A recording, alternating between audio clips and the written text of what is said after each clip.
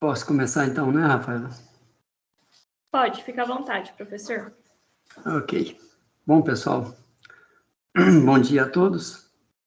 Vamos dar sequência então ao minicurso de modelagem e simulação aplicadas para a engenharia.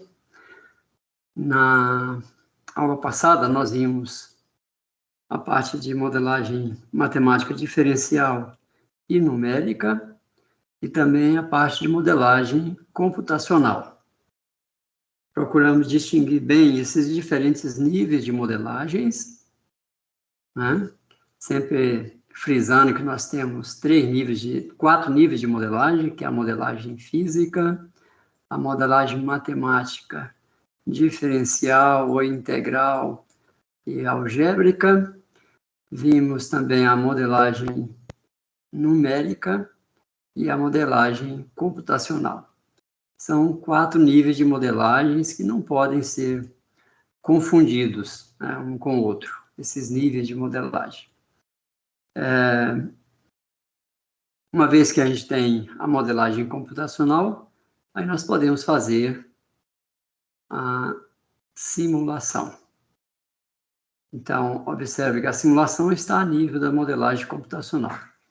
Então, alguns autores falam de modelagem de simulação numérica. Eu prefiro falar de simulação computacional, porque você só consegue executar a simulação uma vez que você já tem um modelo computacional. Inclusive, nós temos duas siglas interessantes, né, na área de fluidos. Uma é DNS e a outra é CFD. CFD é fluidodinâmica computacional, né? Enquanto que DNS é simulação numérica direta. Então, veja que a própria comunidade usa duas formas de expressar isso. Aqui, simulação numérica direta, então, associando simulação ao modelo numérico, enquanto que aqui nós temos simulação computacional da fluidodinâmica, computacional. Então, essa linha eu acho que é mais consistente, porque você só simula uma vez que você tem um modelo computacional. Então, a nível de modelagem, você pode falar em modelagem física, modelagem diferencial, integral e algébrica, pode falar de modelagem numérica, modelagem computacional. Mas a simulação é uma simulação computacional. E de forma análoga, se você está num túnel de vento, vamos fazer um ensaio de um escoamento. Então, nós vamos aqui falar de uma simulação material. Porque ambas são físicas. A simulação computacional é física e a simulação material é física. Então, nós não adotamos a nomenclatura da literatura como um todo, de chamar isso aqui de modelagem física. É sim física, porém, se eu coloco a física aqui, eu excluo daqui. Isso não é cabível, senão isso aqui não representaria a realidade física. Bom, então isso é uma rápida revisão de conceitos que nós fizemos na exposição passada. Hoje, então, nós vamos consolidar essa parte de simulação no módulo 2, onde nós vamos apresentar uma série de aplicações.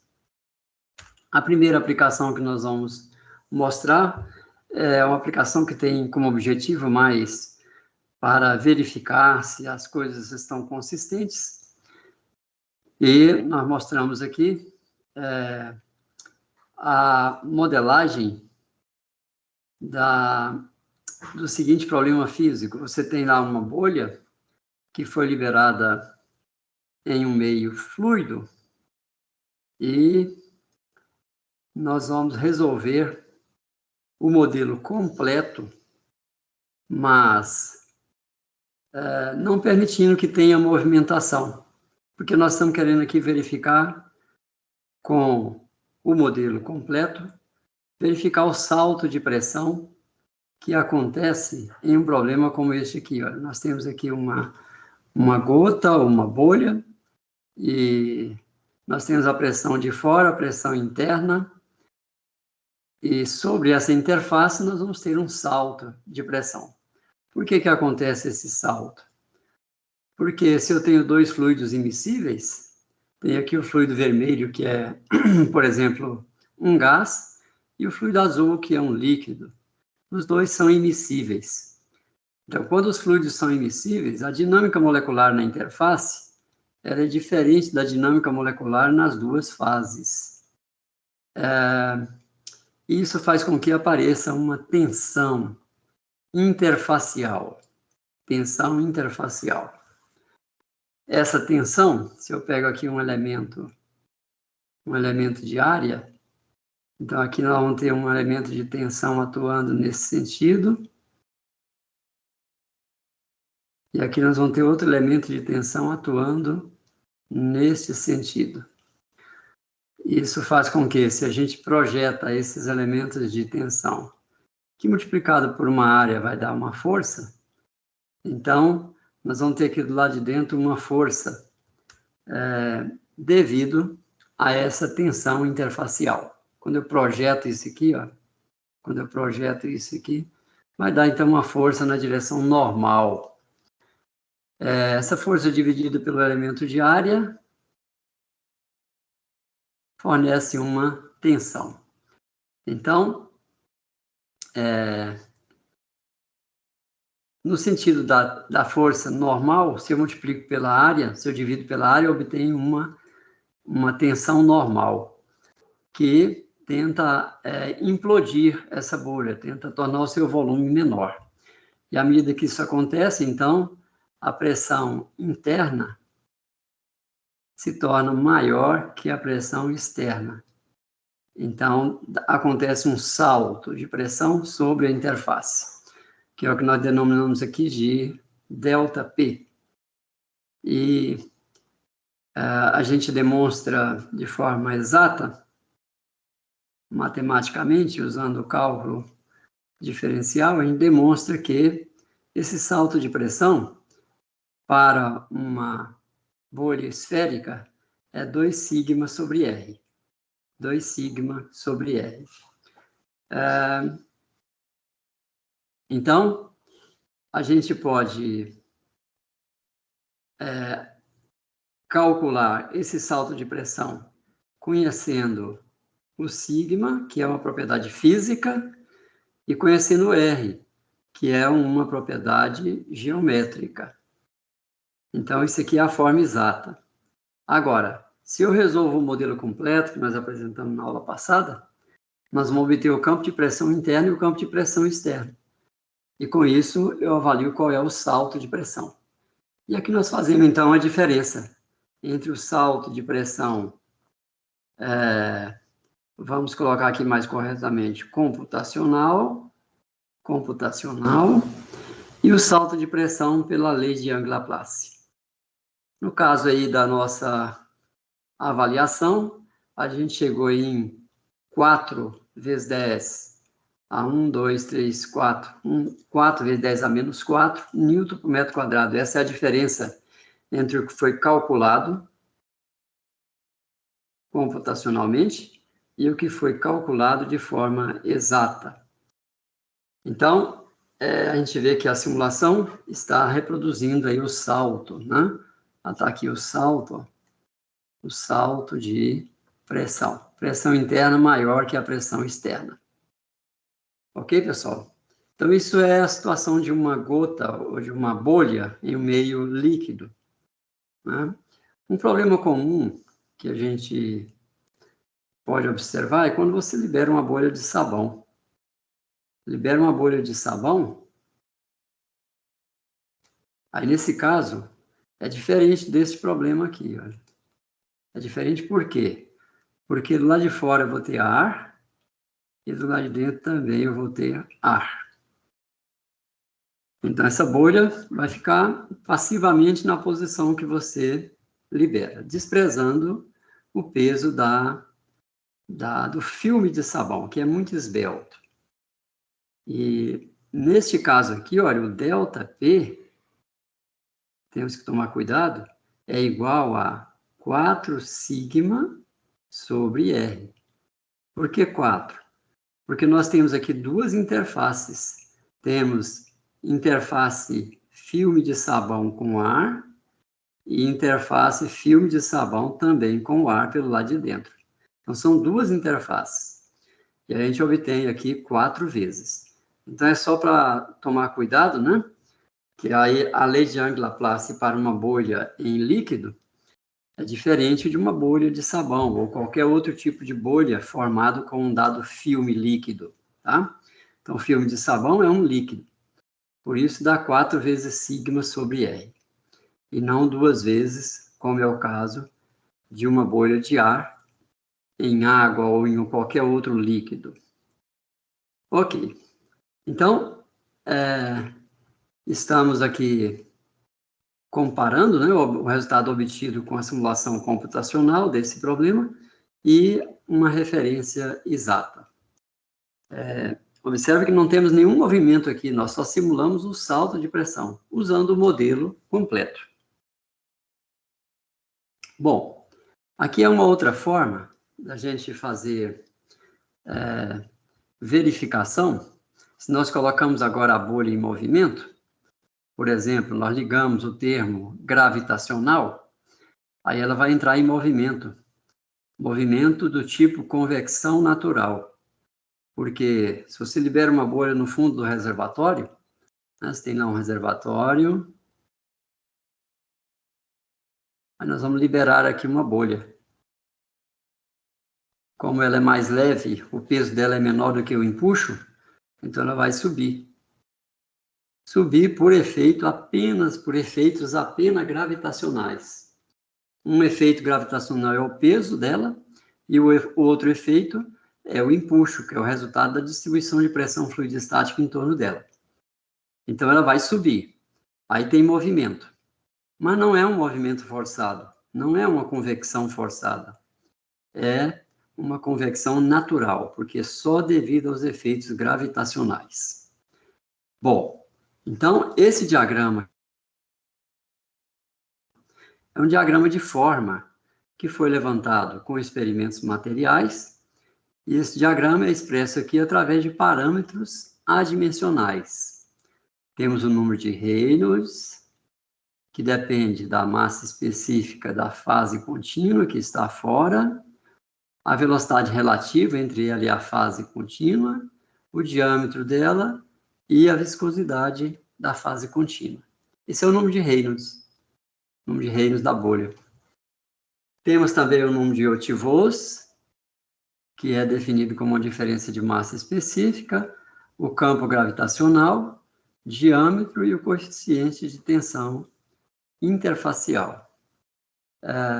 Temos o número de Morton, que também leva em conta parâmetros como diferença de massa específica, salto da fase contínua para dispersa, a viscosidade da fase contínua, o sigma e o ρ. Além disso, temos aqui uma razão de propriedade física, né? O lambda ρ é o ρc sobre ρd, uma razão de massa específica da fase contínua, com a massa específica da fase dispersa. Enfim, fazendo os experimentos materiais, nós temos aí o diagrama de formas das bolhas. Por exemplo, se eu libero uma bolha no reservatório e observo lá um número de Reynolds de 0,5, 0,4, então, isso aqui é, na verdade, o número de Otivos. O número de Otivos 0,4 e um Reynolds de em torno de 1. Então, pelo diagrama, o que está dizendo é que essa bolha vai permanecer esférica ao longo da sua trajetória. Ela vai permanecer esférica. Se na minha simulação eu defino os meus dados de entrada para modelar esse problema físico, né, o problema físico está aqui, eu vou modelá-lo computacionalmente. Então, eu vou especificar os meus dados de tal forma a ter o Reynolds de 1 e um Otivos de 0,5 aproximadamente. E vou ter aqui um número essas isolinhas, né, são relativas ao número de Morton, né? Então, o Morton aqui dessa esfera é em torno de -4. O log do Morton, na verdade. O log do Morton é -4. Então, tem que avaliar qual é o número de Morton. Então, ao especificar os meus parâmetros de entrada na minha modelagem computacional, nós vamos conseguir caracterizar os valores desses parâmetros adimensionais. Vou realizar a simulação e vou observar se a minha bolha permanece esférica. Isso é uma forma de validar. O que está dizendo é, abaixo de toda essa linha aqui, abaixo de toda essa linha no diagrama, nós sempre vamos ter bolhas ou gotas esféricas, sempre esféricas. Que é o caso, por exemplo, se você observa lá um copo de água gasosa, as bolhas que são produzidas de gás são muito pequenas. Essas bolhas muito pequenas vão ser, o movimento dela, a gente observa que elas movimentam em linha reta e permanecendo com a sua geometria esférica. Isso, pessoal, porque uma bolha muito pequena tem um raio pequeno. Se o raio é pequeno, o que acontece? Está lá, o raio no denominador. Então, o salto de pressão é muito alto. Significa que a força promovida pela tensão interfacial, olha, a força promovida pela tensão interfacial é muito alta. Então, essa é uma força restauradora. Se essa bolha deforma, essa força vai trazer de volta a sua geometria original. Então, como o R é pequeno, nesse problema que eu citei, da água gasosa, então, a força restauradora, a força de interface, ela é muito forte, mantendo a gota esférica. Então, toda essa região, ela permanece esférica. Se eu entro nessa região aqui, olha, nessa região, ela já vai adquirir uma geometria elipsoidal. Nós vamos ver logo em seguida algumas geometrias dessas. Elipsoidal. Já nesta região, que eu já estou com um número de Morton maior, nós vamos ter aqui uma geometria oscilante. E ela vai subir, a bolha vai subir um movimento conhecido, né, como wobbling, que é um movimento bêbado. Ela vai oscilar, não é? Ela vai subir assim, ó, né? Oscilando. Isso a gente pode observar num aquário onde a gente libera bolhas grandes. Então, a gente pode observar esse movimento oscilante, movimento helicoidal, tipo conhecido como wobbling. Se nós entramos nessa região, nós já vamos observar, olha, alguns tipos, né, Aqui, por exemplo, nós temos uma calota, não é bem uma calota, mas em inglês, né, Dumpled, ellipsoidal cap, quer dizer, é uma calota deformada, formando essas abas. E à medida que eu aumento o número de mortes, essas abas vão ficando maior.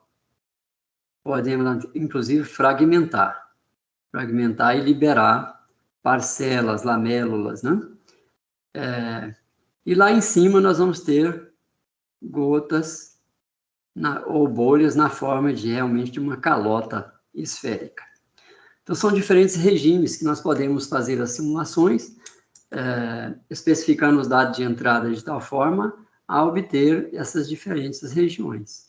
E verificar se o resultado da nossa simulação vai dar esférico, se vai dar um regime de wobbling, se vai dar um regime de spherical cap, ou uma calota esférica, ou de uma calota esférica com saia, né? Que é um regime interessante de movimentação das bolhas. Bom, então, isto é para a gente avaliar, para a gente comparar os resultados da simulação computacional. Então, aqui nós temos aí agora, sim, uma simulação de uma bolha em movimento.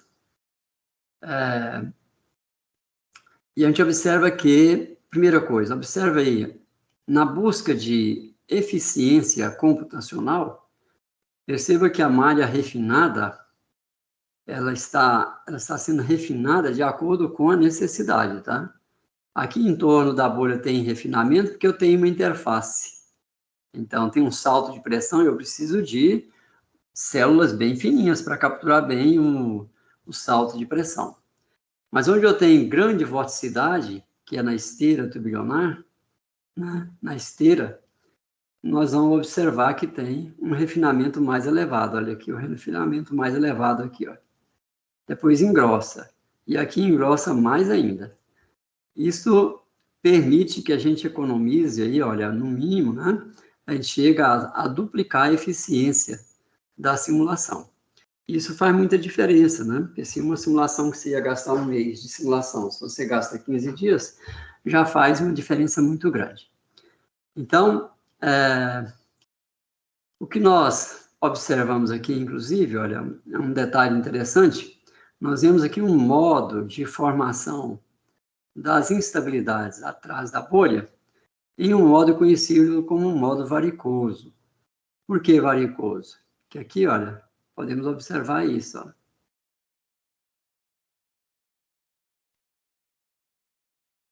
Da mesma forma aqui, ó. E pode observar a formação aqui de algo parecido com uma varize.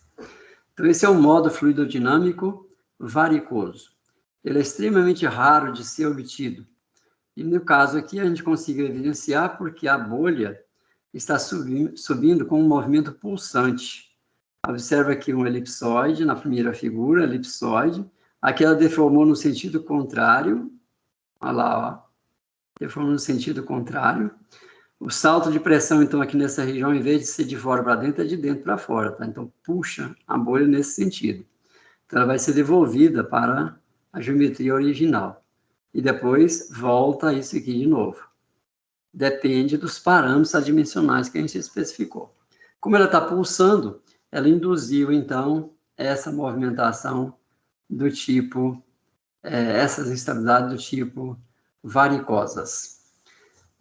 Então, é um detalhe interessante, porque esse é muito difícil de você obter com um experimento material, lá no reservatório com água, liberando lá uma bolha de ar, e chegar a visualizar, a obter uma esteira, né, com um regime de formação de instabilidade fluidodinâmica do tipo modo varicoso.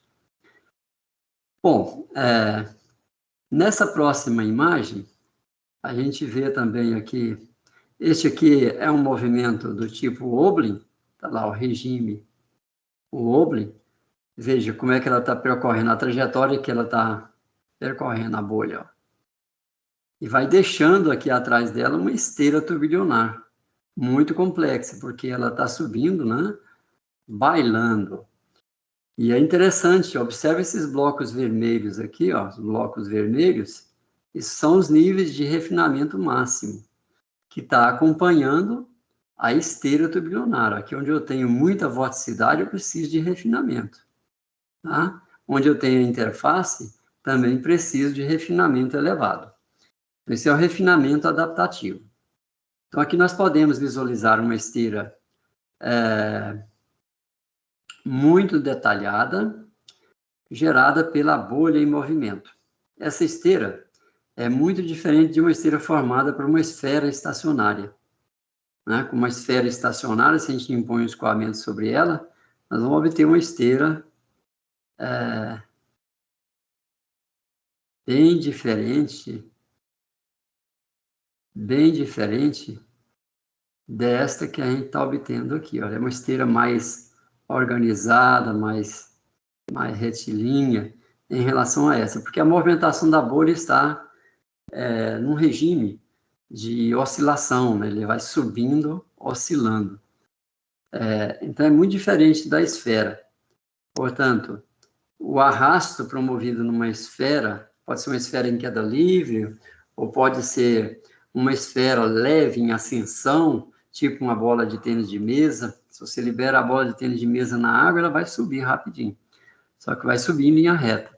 porque ela não permite deformação. Então, isto foi obtido, frisamos aqui, ó, com a experimentação, simulação computacional. E a gente conseguiu, então, evidenciar algo novo a respeito desse problema, tá? Quando nós simulamos esse problema, a gente realmente constatou informações novas que foram obtidas, e entre essas nós obtivemos muitas outras informações.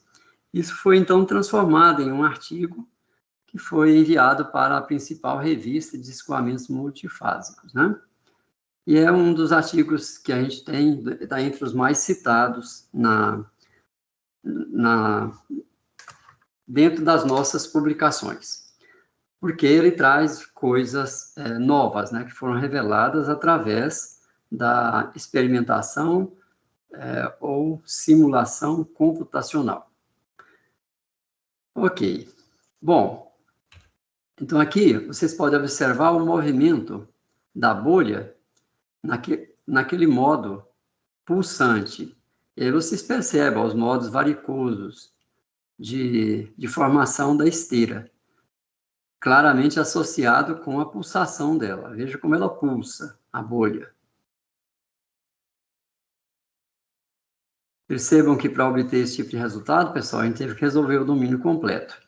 O sistema de eixos aí, olha, o campo gravitacional está alinhado com o eixo Z. A gente colocou isso inclinado só para melhorar a qualidade da visualização. Mas como o campo gravitacional está alinhado com o Z, então a gente constata que ela está movimentando, na verdade, na direção vertical, ok? Agora nós vamos visualizar, isso aqui foi para um dado conjunto de valores do Reynolds, do Morton e do Eötvös. Agora nós vamos mudar os valores dessas variáveis adimensionais. E a gente observa agora como ela vai em movimento de Wobbling. Está vendo? Ela é um movimento de Wobbling ainda fraco, porém, ela não pulsa mais de forma axissimétrica. Em consequência, a esteira não é mais uma esteira varicosa. Observa que agora é sinuosa, olha, sinuosa a esteira. Tá? Que é o outro modo de formação da esteira. Então, a gente aproveitou, inclusive, essas simulações para a gente entender um pouco do processo de transição do escoamento. E nós ficamos surpresos quando a gente percebeu que o escoamento se torna muito instável, não só fora dela, mas também dentro da bolha a movimentação é complexa, né? Então, aqui nós isolamos aqui a esteira, tá vendo? A bolha com as suas diversas geometrias, pulsando, e a esteira deixada por ela, né? Claramente aqui é uma esteira sinuosa. É um modo sinuoso, né? E aí a gente quis detalhar melhor essa esteira da bolha, e é o que nós vamos ver aqui na figura seguinte. Então tá aqui, olha. Explorando lá os isovalores, as variáveis que permitem a gente visualizar a esteira, a gente percebe a formação de tubos de vorticidade bem definidos, né? Bem caracterizados, né? A fusão entre eles. Isso permite a gente entender a transição da esteira, né? De laminar para turbulento. E aqui, novamente, mostrando os refinamentos, os blocos de refinamento acompanhando a esteira. E aqui eu tenho, então, um alto nível de refinamento, enquanto que aqui eu tenho um nível de refinamento baixo. Então, dá para calcular aí a olho, olha, mais de 50% do domínio que está em refinamento baixo. Isso é mais barato de calcular.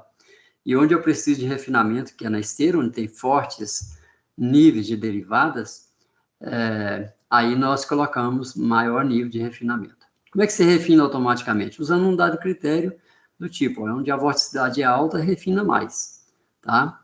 E isso a gente faz de forma explícita. Eu tenho a vorticidade, eu busco mudar o refinamento. calculei, mudou o campo de velocidade, mudo novamente qual é o refinamento. Bom, aí nós procuramos detalhar melhor, né, a natureza do escoamento lá no interior da bolha e também na esteira, obtendo esse tipo de coisa aqui. Olha. Aqui eu tenho a bolha, nessa figura 1 eu tenho a bolha, fizemos um corte horizontal aqui e visualizamos aqui, olha. Estamos visualizando aqui. Isso aqui são os vetores de velocidade. A cor vermelha indica que o fluido está movimentando numa dada direção, assim, e a cor azul na direção contrária. Então, observa a formação lá no interior da gota, da bolha, a formação dessas espécies de cogumelo, né? Olha aqui, ó, um cogumelo aqui formando lá no interior. E veja que é bem organizadinho, né? O processo ainda não é, o regime não é ainda de turbulência. E quando eu olho os planos abaixo na esteira, o plano 2, 3, 4, aí eu observo algo que está correlacionado com o que está acontecendo no interior dela. Então, a natureza do escoamento fora da bolha afeta o escoamento no interior da bolha. Perceba então, pessoal, o nível de detalhe que a gente pode obter de um problema físico fazendo a simulação computacional do problema. O que é muito difícil você obter isso aqui, olha, esse nível de detalhe do campo de velocidade, através de uma experimentação material. Aí vem um retorno a uma pergunta que foi feita na aula passada, né? Quando é que eu vou utilizar um ou outro? Essa é uma situação que não adianta eu querer simular isso com água e ar. Tá? Eu não vou conseguir captar esse nível de detalhe com as instrumentações que a gente dispõe atualmente. Não dá para fazer medidas do campo de velocidade com esse nível de detalhe. O cálculo, sim, a gente consegue. Inclusive, a gente consegue mais detalhes, né? Além de visualizar o global, eu posso ainda amostrar colocando sondas. Eu vou colocar uma sonda aqui, vou colocar uma sonda aqui, uma outra sonda aqui. E vou fazer a amostragem ao longo do tempo, para fazer estatística, para levantar espectro, levantar variância, levantar grandezas médias, enfim, levantar todas as informações estatísticas. Está aqui, então, as sondas. Então, nós temos aqui no interior da bolha sonda 1, 2, 3, e na esteira colocamos sonda 4 e sonda 5. E observa que essas sondas colocadas no interior da bolha se deslocam com a bolha. E essas aqui se deslocam também relativa à bolha. O que seria, bom, praticamente impossível de a gente fazer do ponto de vista material, que é colocar sondas de medida de velocidade no interior da bolha. Isso já é uma impossibilidade. Tá? Como é que eu vou colocar uma sonda lá no interior de uma bolha? E ainda movimentando com ela. Mas computacionalmente a gente consegue fazer isso. Consegue fazer isso, levanta as amostragens, né? Por exemplo, como é que é a velocidade aqui na sonda 1? Bom, eu vou armazenando e depois eu faço o pós-processamento. Está aqui a componente em x da velocidade, função do tempo. Aí eu vou observar alguma coisa assim. A velocidade está mudando no tempo. A partir daqui eu posso fazer toda a estatística. Calcular média, calcular variância, calcular desvio padrão, calcular frequências características, levantar os espectros, enfim. Observe que é uma experimentação, é uma verdadeira experimentação, onde nós temos o pré-processamento, temos o processamento e temos o pós-processamento, que é o que nós estamos comentando agora, pós-processamento.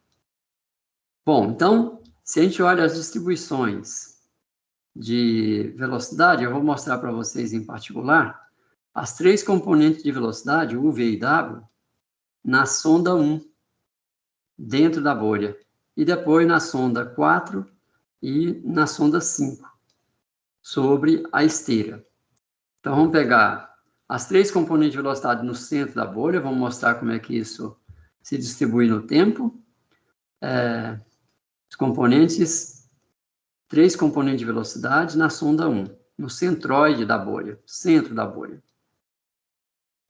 U, V e W. U é na direção X, V é na direção Y e W na direção do movimento da bolha. Então, a gente observa isso aqui, olha. Está aqui U, V e W. A escala usada aqui, olha, é de 0 a 0, quase 0,7 metros por segundo. Aqui, de um valor negativo até um valor positivo, só que é muito menor. Então, observe que a movimentação na direção X, na direção Y, ela é leve em relação à movimentação na direção Z, que é a direção de deslocamento da bolha. Ele está pulsando.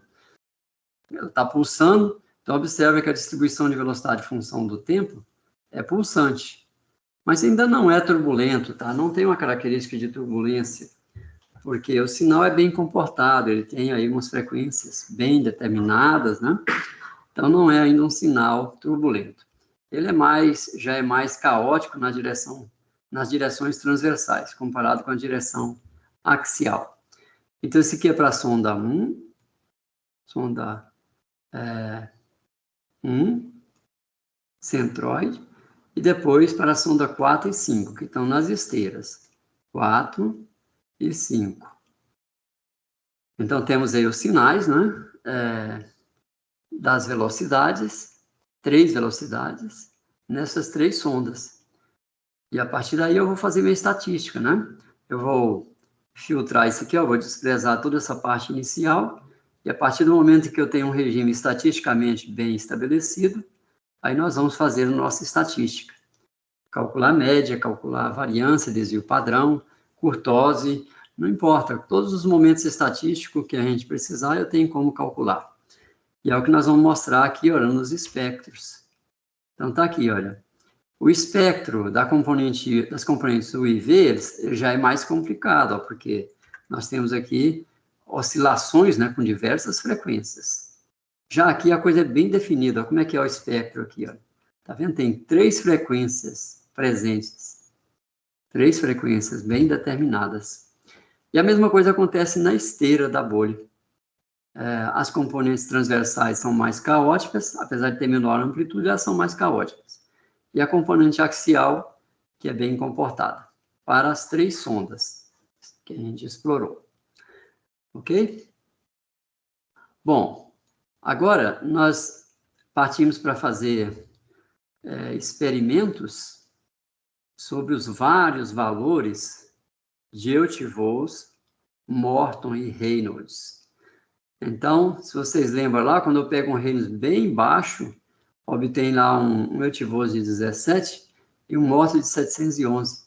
Então, o experimento material evidenciou que a bolha vai ficar esférica. E aqui é o que nós obtivemos, comparando com outros autores que fizeram também simulação computacional. Esses 2 aqui foram feitos aqui no laboratório, tá? Presente trabalho, aqui outro aluno que fez essa mesma simulação no passado.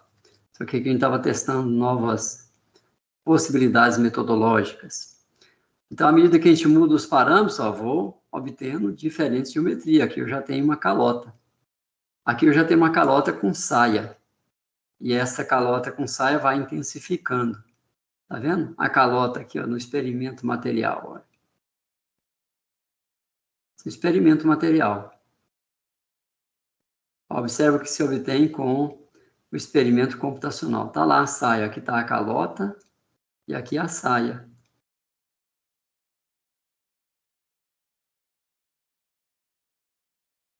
Aqui está vazio. Como aqui, ó, está vazio. Então, observa, pessoal, isso é importante, tá? A grande semelhança entre o experimento computacional e o experimento material. E é um problema complexo, tá? De uma movimentação de uma interface bifásica. Nessa aqui, configuração, inclusive, nessa simulação, a gente mostra que a saia já está começando a romper. Está vendo as rupturas aqui, ó, formação de lacunas? Está aqui, ó, formação de lacunas. Né? Que já está começando a romper a saia. Então, isso são simulações que ainda não se refere a detalhes de aplicação industrial, mas de validação, para a gente poder adquirir confiança na ferramenta, né? Se nós estamos realmente representando bem o fenômeno físico. Por isso, temos experimentos bem particulares que servem de referência. Serve de referência para a gente comparar as nossas simulações computacionais. E a gente pegar confiança nas simulações computacionais. A partir daí, buscar fazer aplicações industriais. Bom, agora, se a gente aumenta a complexidade, ao invés de simular o movimento de uma bolha apenas, nós vamos simular o movimento de duas bolhas. Está lá, ó, o movimento das duas bolhas. Olha a malha se adaptando. Observe que no final ela quebra em 4. Ela quebra em 4 bolhas. Observe o processo de fusão. Uma que entra na esteira da outra acelera mais e funde com a bolha de cima. Elas coalescem, formam a coalescência. Ok? Então, aí já é um problema um pouco mais complexo, envolvendo duas bolhas. Mas a gente pode aumentar a complexidade, agora que nós estamos tendo confiança na plataforma de modelagem computacional, a gente vai agora estudar o efeito de uma população de bolha no reservatório. Que é isso aqui que vocês estão vendo, olha. A liberação de uma população. Não é evidente modelar isso, tá? Essa liberação das bolhas, tudo direitinho, não é evidente. Observa a fusão lá em cima delas, né? A coalescência entre elas. Elas começam movimentando em linha reta, mas à medida que elas se deslocam, elas vão aumentando de tamanho, vai fundindo lá em cima. Então, isso já é uma dinâmica populacional, tá? Nós já temos uma população de bolhas. Mas ainda não é um problema industrial, porque aí nós temos algumas dezenas de bolhas. Em uma aplicação industrial, seja com a presença de bolhas ou de gotas, nós vamos ter, sem exagero, milhões de objetos. Então, isso é um desafio, né, para a modelagem. Quão caro é fazer essa modelagem do ponto de vista computacional? Porque eu não tenho mais uma população com um número reduzido, eu tenho uma população com um número muito elevado de bolhas. Percebam que cada um desses objetos está sendo simulado individualmente, está sendo reconstruído à medida que ele se transporta, ele deforma, e a gente vai reconstruindo isso a cada passo de tempo, e de forma a satisfazer os princípios fundamentais. Por exemplo, uma bolha que nasce aqui com uma dada massa, olha aqui, aqui, isolou, ela tem uma dada massa, ela tem que conservar essa massa até o final. Se coalescer uma com a outra, a massa da resultante tem que ser a soma da massa daquelas que coalesceram. Então, tem que preservar a massa, tá? Aqui, olha, nós temos um problema relativamente complexo, que é a formação de uma coroa. Deixa eu colocar isso aqui. Tá aí, ó, vocês têm uma superfície de líquido embaixo, isso é um experimento material. E deixa uma gota cair, a gota vai aparecer agora. Ela caiu, ela vai colidir, forma a coroa.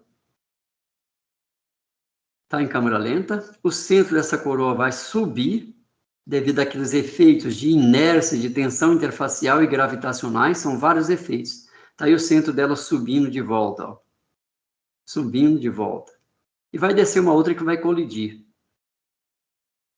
Então, percebam a complexidade desse problema, tá? Isso é o nosso cotidiano, né? Se a gente observa e faz um filme com uma câmera rápida, no momento em que está acontecendo uma chuva, uma gota que cai um filme de água no solo, e a gente ouve lá o impacto, né? Um pluck. Então, isto é resultado, né, dessas colisões e da formação dessas múltiplas gotas. Agora, o que eu vou mostrar para vocês é a simulação desse problema, usando a nossa plataforma. Está lá, ó, a colisão. Observa a formação da coroa, o retorno, tá? A colisão entre elas. Perceba que a gente não consegue reproduzir exatamente o problema, porque para você reproduzir exatamente, você teria que ter as condições idênticas. E é muito difícil, né? A geometria da gota liberada, a altura, qual é a velocidade de impacto. Então, isso é muito complicado de ser reproduzido exatamente. Mas, qualitativamente, vocês conseguem perceber aí, ó, inclusive, aquela colisão complexa. Obtivemos todo o nível de detalhe? Não. Por quê? Porque precisa de refinamento muito elevado para obter todo aquele nível de detalhe do experimento material. E daí a importância do refinamento local, refinamento adaptativo. Bom, o próximo problema que nós vamos apresentar para vocês é o rompimento de uma barragem. Tá lá, a barragem rompe e o líquido vai colidir contra uma parede, vai retornar, vai formar ondas que retorna, que reflete. Percebam, está sendo simulado o escoamento em todo o domínio. Essa fase que está acima é a fase gasosa. A fase de baixo é a fase líquida. Então, a barragem foi rompida, e aí nós simulamos o movimento da frente de fluido, de líquido, né, até encontrar uma parede, que aconteceu a colisão. Então, isso é um escoamento bifásico, né? E a gente tem também os experimentos materiais para comparação. Bom, dinâmica de população de bolha. É possível a gente acompanhar cada bolha ou cada gota, retirando as informações de cada uma delas. Então, as informações estatísticas podem ser obtidas para cada e para qualquer bolha sob influência da população. Uma coisa é você ter o movimento de uma bolha isolada, outra coisa é ter o movimento dela no interior de uma população de outros objetos. Então, esses autores propuseram uma correlação para o coeficiente de arrasto como uma função da fração de vazio. Fração de vazio, né? Se você tem um reservatório, deixa eu escolher a canetinha de novo aqui. Se você tem lá um reservatório, ele tem um volume total. E aqui você tem as bolhas. Esse nome que a literatura denomina de fração de vazio não é um nome muito adequado, porque na verdade não tem nenhum vazio. O que eu tenho são bolhas, mas não é vazio. Mas eles definem como sendo a relação entre o volume das bolhas sobre o volume total. Isso é a fração de vazio. O que eu acho preferível a gente falar de uma fração volumétrica, porque realmente é uma relação entre volumes, né? Uma fração volumétrica.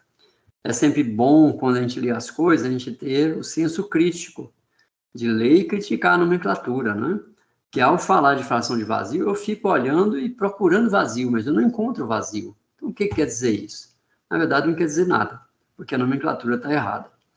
Então, fração volumétrica, aí sim, é uma relação entre o alfa, né?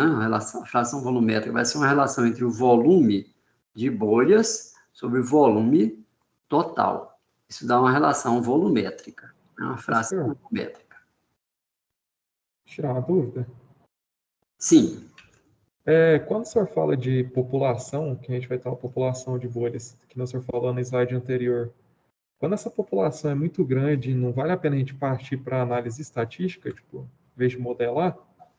Porque, tipo, quando você olhar como população, elas vai ter um padrão, não chega a ter um padrão?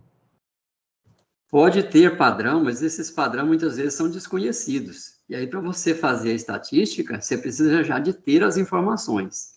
E aí, como nós comentamos na aula anterior, existem basicamente duas grandes linhas para você obter as informações, que serão objetos do pós-processamento, ou seja, do tratamento estatístico.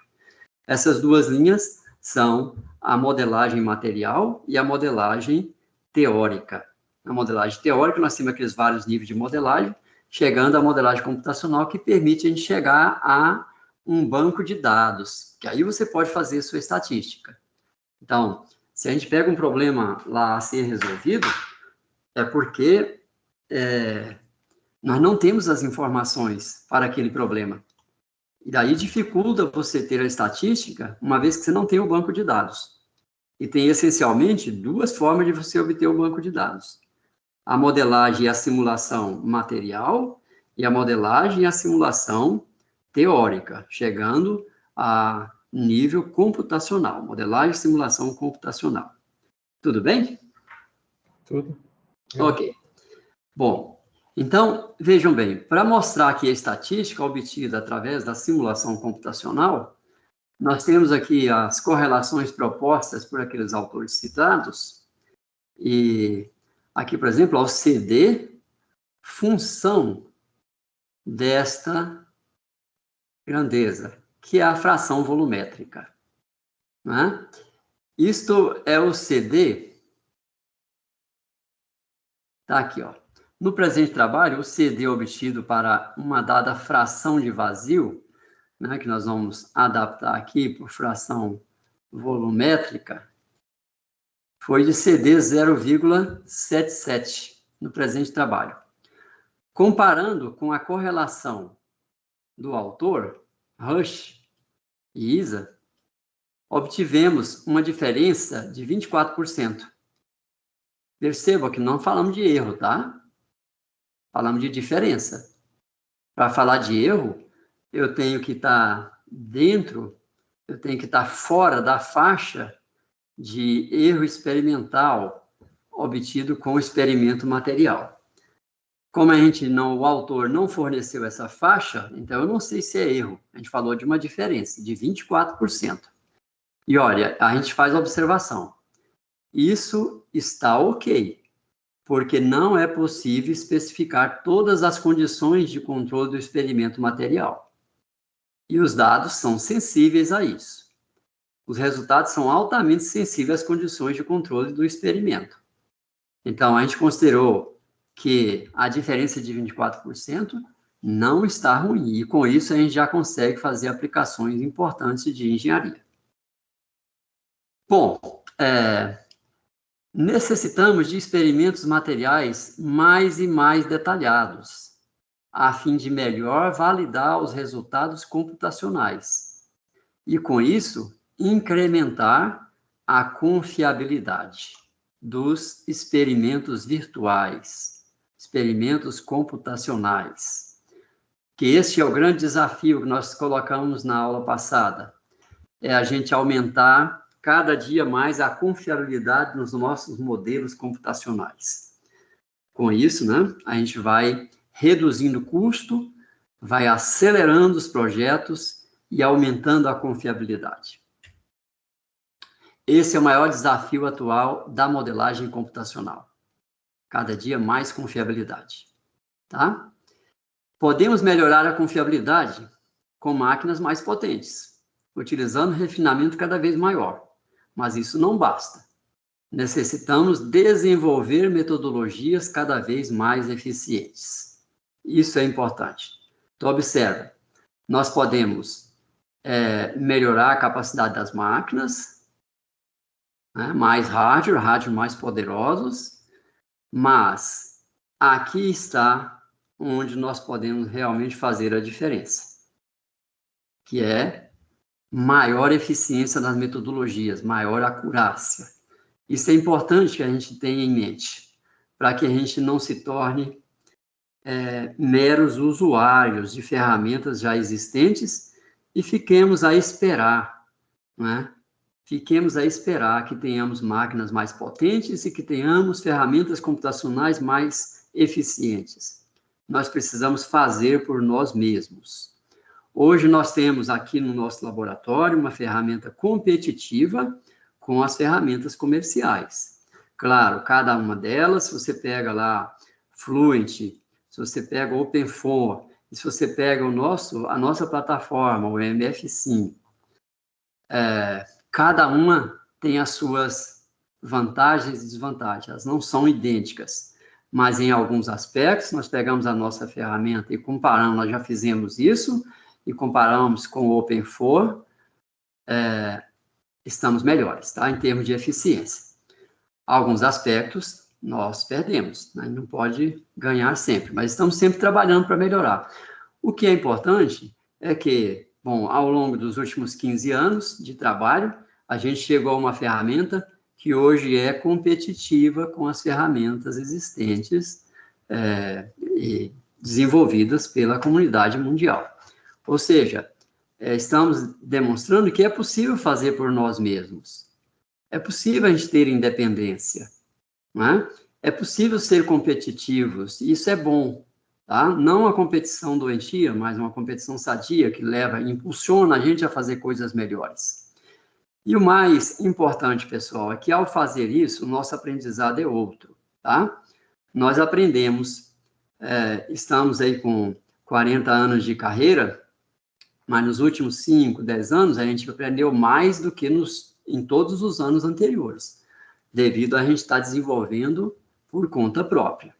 Não precisamos também viver isolados. Nós temos que desenvolver por conta própria, mas publicando para que os outros saibam o que a gente está fazendo e também lendo as publicações dos outros, para que a gente possa acelerar os nossos desenvolvimentos. Isso é uma simbiose científica mundial que é sadia, tá? E isso é crescente. Cada vez mais nós temos ferramentas abertas, inclusive a nossa ferramenta, nós estamos trabalhando para que ela seja uma ferramenta aberta, que as pessoas usem e contribuam, desenvolvam em cima dela, né? Porque é assim que a gente vai crescer e que a gente vai acelerar mais o processo. Ao invés de trabalhar com uma dezena de pessoas, nós passamos a trabalhar com centenas de pessoas no mesmo tempo. Ok. Vamos mudar agora um pouco o foco, vamos passar para um problema de outra natureza, que é um problema de interação fluido-estrutura. Nós já estamos com um tempo bem avançado, eu vou acelerar um pouco. Então, esse aqui é um problema de interação fluido-estrutura que eu já tinha citado para vocês. Aqui nós temos o escoamento transversal a essa tubulação, e eu quero saber como é que ela vai vibrar. Modelamos isso computacionalmente, está aqui o modelo físico, e está aqui a tubulação se movimentando. Observa o refinamento adaptativo. A tubulação está vibrando. Tem um modelo estrutural que permitiu a gente captar isso. O escoamento está induzindo o movimento. E a posição da estrutura afeta o escoamento. Por isso o nome, interação fluido-estrutura. Interação estrutura-fluido. Isso é não linear. Aí vocês podem observar a esteira turbilionar, que induz o movimento da estrutura. E observa como a movimentação da estrutura afeta a esteira turbilionar. Por que a esteira está tão pequenininha quando você olha isso aqui, ó? Está pequenininha. Mas olha a relação de diâmetro com comprimento. Para isso, pessoal, foi preciso uma potência de cálculo bem elevada. São centenas de processadores trabalhando simultaneamente. E dezenas de dias de cálculo. A massa de dados que se gera aí não dá nem para salvar tudo, senão lotaria toda a nossa capacidade de armazenamento.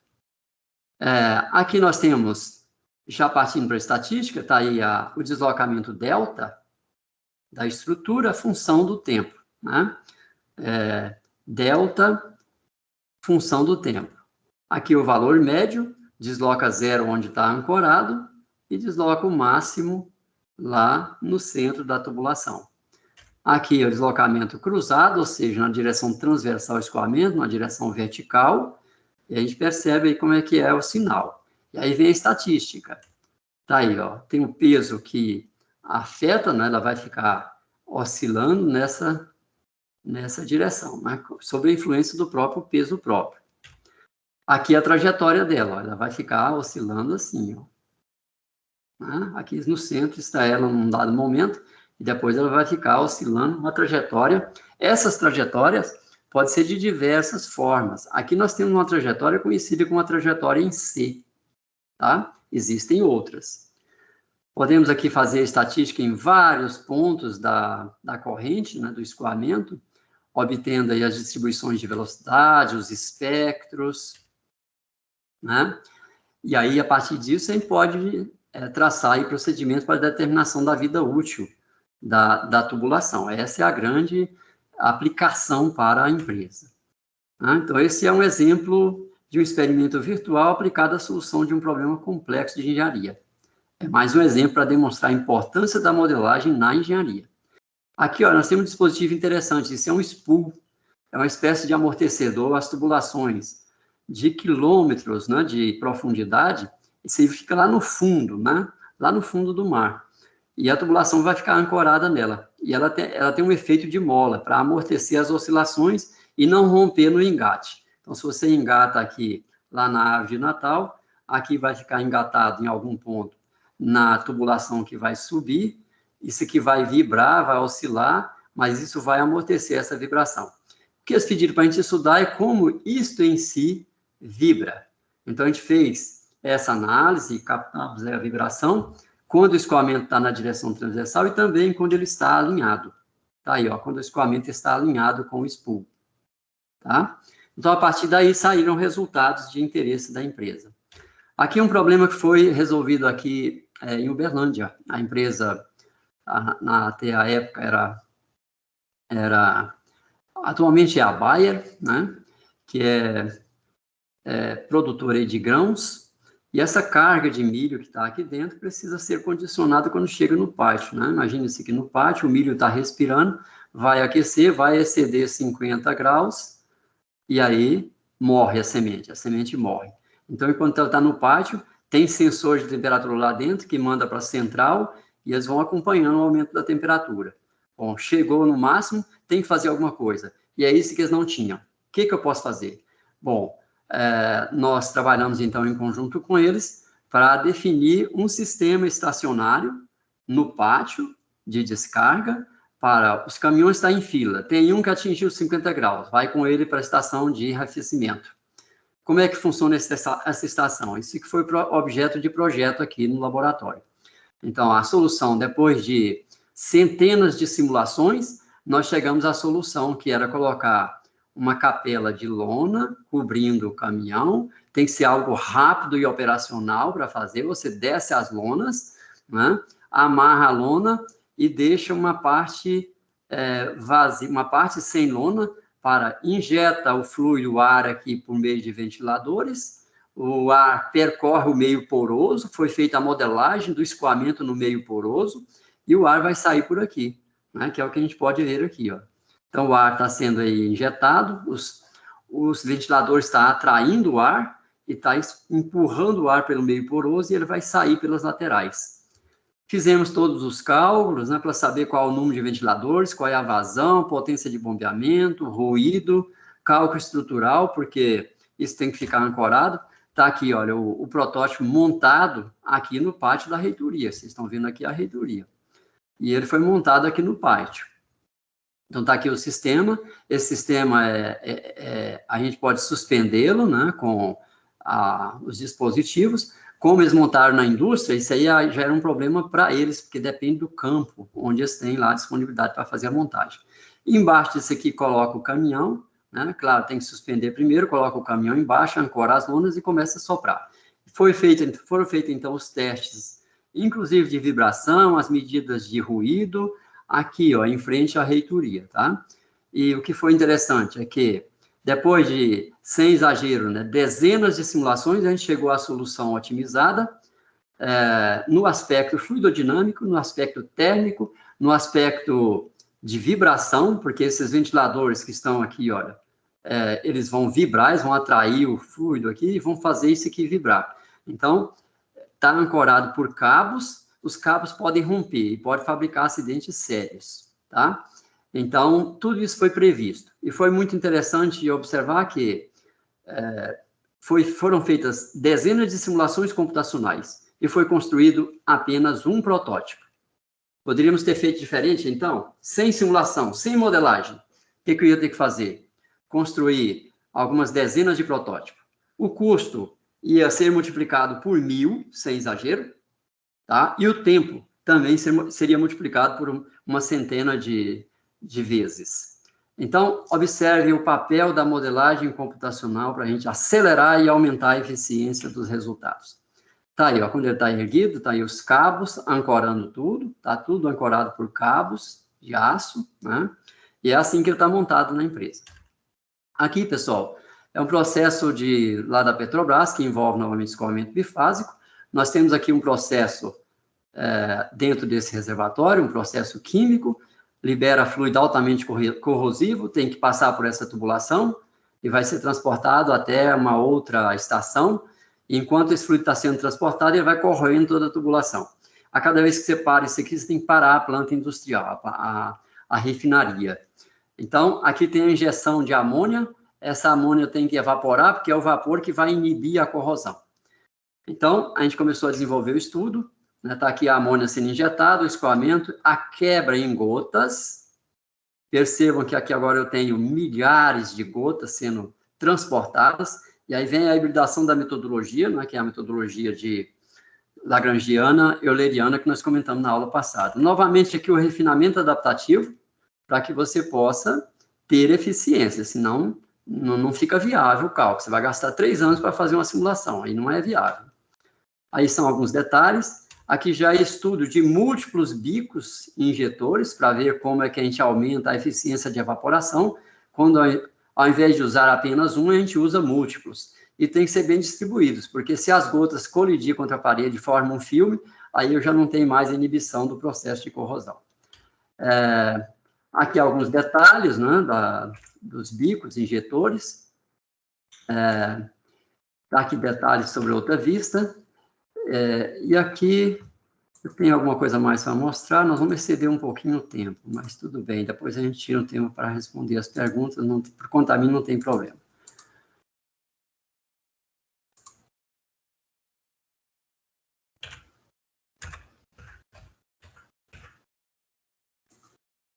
Aí, isso aí foi um grupo de alunos de graduação que fizeram a simulação do rompimento da barragem de Brumadinho.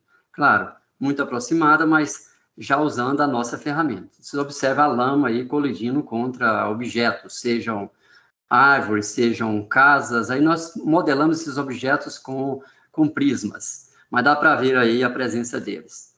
E aqui um outro ângulo para vocês verem como, olha as lamélula de lama que sai para cima, né?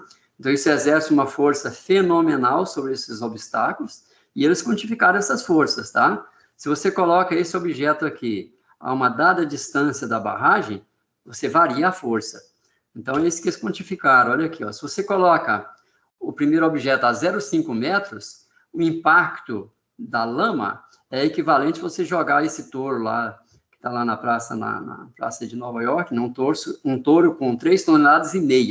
Joga um objeto de 3,5 toneladas sobre um prédio. Qual é o estrago que isso promove, né? Se você está a 2 metros, é correspondente à colisão desse caminhão contra esse Fiat.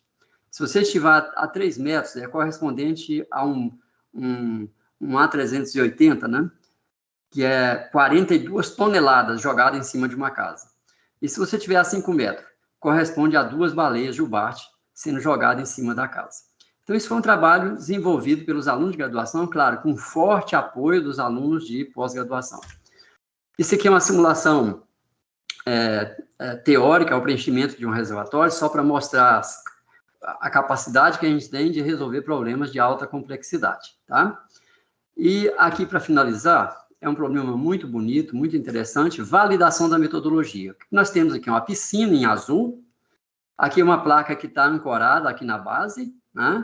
Ela está ancorada na base, aqui está ancorada, está lá em repouso dentro do reservatório, e nós podemos colocá-la próximo da superfície, da interface, ou mais no fundo. A gente pode deslocar e controlar isso. E aqui nós vamos aplicar uma martelada de baixo para cima nesse canto. E aí entra o modelo estrutural do tipo elementos de placa ou elemento de casca.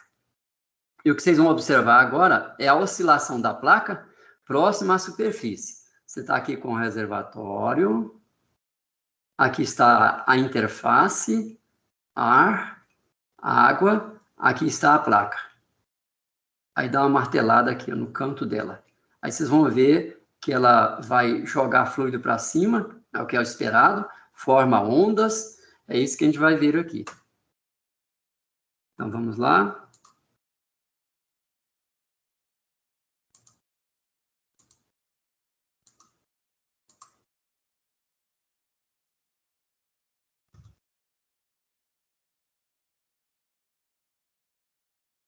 Observe as gotas saindo, os pacotes de água, não são gotas, e o movimento dela que vai sendo amortecido ao longo do tempo, né? As ondas que se propagam, colidem contra as paredes. Aqui a placa em movimento, vocês podem ver aqui, ó, a placa se movimentando ainda, vai sendo amortecida ao longo do tempo. E tudo isso dentro do refinamento adaptativo. Onde eu tenho movimentação da placa, o refinamento é máximo. Tá? Então, vocês podem ver de novo, observe os detalhes. A pancada e a formação das ondas, a ejeção de pacotes de fluido. Bom, pessoal, em conclusão, experimentos virtuais são uma realidade. É uma realidade o uso de plataformas computacionais para desenvolver modelagens, simulações de análise de problemas industriais. As plataformas comerciais são muito úteis, mas os estudantes e engenheiros devem estar preparados para a utilização. É possível e desejável desenvolver nossas próprias plataformas. É possível e desejável. Se nós mesmos desenvolvemos, teremos nossas próprias plataformas e os estudantes estarão melhor preparados. As simulações computacionais aliadas às simulações materiais nos fornecem potentes possibilidades de solução de problemas industriais, assim como possibilitam melhor entender a natureza. Melhorar a confiabilidade das plataformas computacionais, eis o maior desafio. Sistemas computacionais são cada vez mais potentes, mas não são o bastante para resolver problemas complexos por si só. Necessitamos aumentar a eficiência das nossas plataformas com paralelismo, por exemplo, e com metodologias mais eficientes. Precisamos melhorar a capacidade de nossos alunos para utilizar essas plataformas, ferramentas e formas de solução de problemas. E é isso o que eu tinha para falar para vocês nesse tempo que a gente dispunha. Então, vamos agora passar para a parte de perguntas, Rafaela.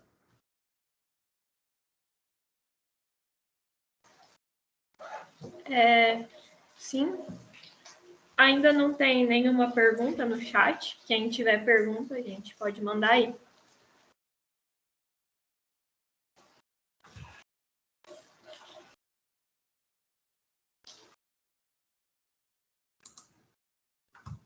Fiquem à vontade, pessoal. Qualquer pergunta, não importa, tá? Qualquer pergunta tem o seu valor. Tem uma do Vitor. A plataforma desenvolvida pelo MF Lab foi desenvolvida em ambas as abordagens, euleriana e lagrangiana? Certo, Vitor. Sim. E essa é uma área de grande complexidade, tá? Porque imagine aquele jato. É um jato líquido. Ele tem que ser quebrado em gotas. Então, tem aquilo que nós chamamos de quebra primária. Gotas grandes, gotas pequenas. Então, tem que ter um modelo de quebra primária. Uma vez que tem a quebra primária, as gotas podem quebrar novamente. E aí forma gotas cada vez menores. E nós temos que ter um critério de conversão, então. Você vai converter algo que é euleriano em algo que é lagrangiano. E vice-versa, porque uma vez que você tem objetos lagrangianos, eles podem colidir entre si, coalescendo. E forma novamente um objeto euleriano. A gente tem que converter no sentido de volta. E aqueles jatos que nós mostramos ainda tem um processo de evaporação, tá? E mais, ainda não chegamos nesse ponto, estamos a caminho, mas é preciso levar em conta que é multicomponente químico. Imagina álcool diluído na água. O álcool vai evaporar mais rápido do que a água, né? Gotas de amônia na água tem uma evaporação diferenciada. Então, tem que ter o tratamento, né, multicomponente. Então, perceba que é multifísica. O fato é que você tem uma população de objetos extremamente numeroso, a quantidade de objetos é muito numeroso, e de tamanhos diferentes, e processo de evaporação. Então, você tem que ter o processo euleriano evaporando, multicomponente, e tem que ter o processo lagrangiano evaporando, também multicomponente. E ainda temos que modelar, quando essas gotas colidem contra as paredes, tem a formação de filme líquido. E isso é indesejável, mas a gente tem que modelar para saber se está formando ou não o filme líquido. indesejável. Depende da aplicação, né? Nessa aplicação em questão, é indesejável. Pode ter outras aplicações que eu quero acelerar a troca térmica. Então, o filme de líquido é desejável, porque você acelera a troca térmica. Enfim, tem que ter a modelagem. Mas, em resumo, sim, na plataforma, nós já temos tratamento euleriano, lagrangiano, híbrido. Outro detalhe importante que eu não comentei, mas aproveitando a sua pergunta. Se nós temos uma nuvem de objetos, uma população diluída, ou seja, tem uma fração de vazio pequena, fração de volumétrica, melhor dizendo, pequena, então a modelagem da turbulência para escoamento monofásico é cabível. Mas, se você tem uma população muito elevada, então a fração volumétrica é muito grande, né? Podendo até inverter, o que era contínuo passa a ser disperso, o que era disperso passa a ser contínuo. Aí a modelagem da turbulência monofásica já não atende mais. Então, nós estamos trabalhando também nessa linha, e isso é contribuição que está no limite do conhecimento da comunidade internacional, tá? Que eu saiba, o trabalho que nós estamos desenvolvendo aqui de modelagem da turbulência em escoamento bifásico denso, ou seja, população muito numerosa, então é um trabalho de originalidade. É claro, não estamos sozinhos, a comunidade no mundo está trabalhando também sobre isso, mas as publicações são ainda muito raras, tá? Muito poucas. Então, a gente está desenvolvendo também, não só a plataforma, mas estamos desenvolvendo também aspectos teóricos para melhorar a qualidade da modelagem. Você modelar um escoamento bifásico com uma fração volumétrica elevada, usando a modelagem monofásica, nós vamos falhar. Não vai representar bem a física, porque a modelagem é para escoamentos monofásicos. E agora nós estamos trabalhando nisso, né, para escoamentos bifásicos densos.